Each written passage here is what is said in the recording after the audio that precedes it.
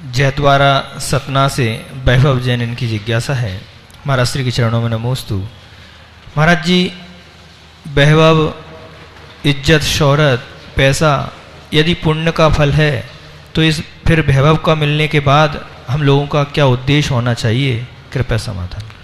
कोई भी चीज करिए, जो भी उपलब्धि होती है पुण्य के बिना हो ही नहीं सकती।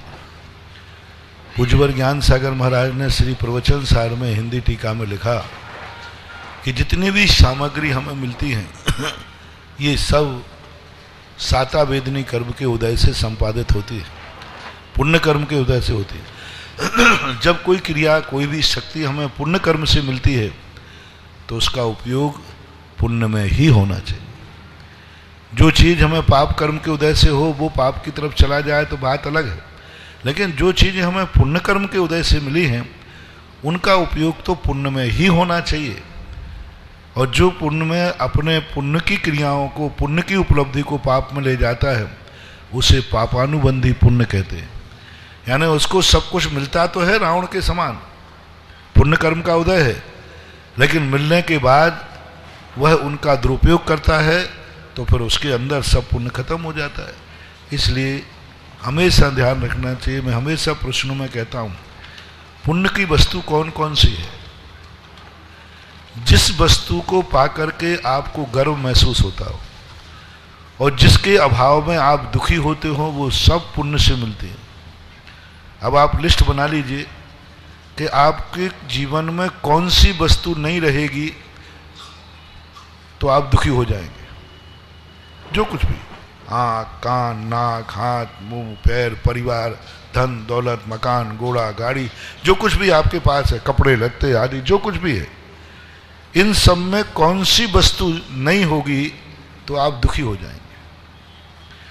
जिसके अभाव में आप दुखी हो जाते हैं बस उसकी उपलब्धि आपके लिए पुण्य से ही होगी।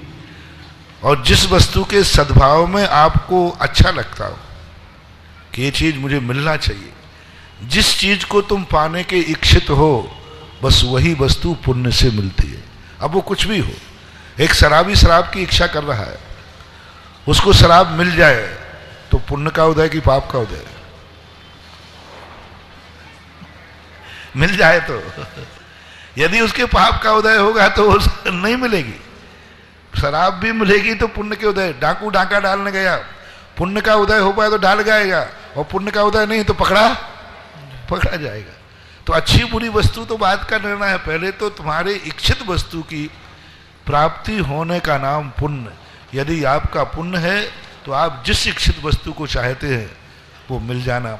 अब निर्णय ये करना है, जो इच्छित वस्तु पुण्य के उदय से मिलती है बस उस पुण्य के उदय से पाप नहीं करना। शराब पुण्य के उदय से मिली लेकिन पीना मत। पीना पाप कर्म का उदय है, पीना पाप कराएगा। कोई भी वस्तु होती है उसका दुरुपयोग नहीं करना चाहिए। आंख मिली है पुण्य के उदय से, इसको पाप के कार्यों में मत लगाओ, इसको देख करके पाप मत करो। कान मिले है पुण्य के उदय से, पाप की बातें मत सुनो। मुंह मिला है, इससे पाप की बातें मत करो। हाथ पैर मिले हैं, इनसे पाप मत करो। तो ऐसे पापों के लिए जो स्थिति है, पुण्य की वस्तु को पुण्य में ही उपयोग करना चाहिए, ये आगम का वचन है।